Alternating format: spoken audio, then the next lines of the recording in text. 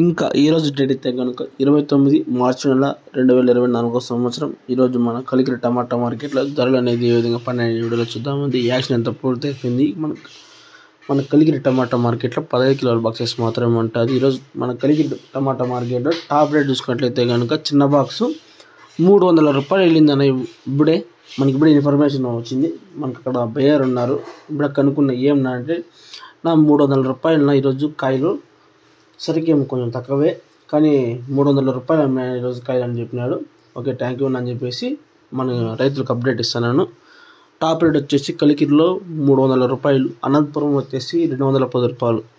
ఇంకా పలమనేరు, ఒడ్డిపల్లి, కోలార్ ఇవన్నీ ఎట్లా వెళ్తాయో చూద్దామన్నా. వీడియోలు అనేది ఖచ్చితంగా అప్లోడ్ చేస్తాను. మదనపల్లి దగ్గర 8:50కి అంతా అప్లోడ్ చేస్తాను.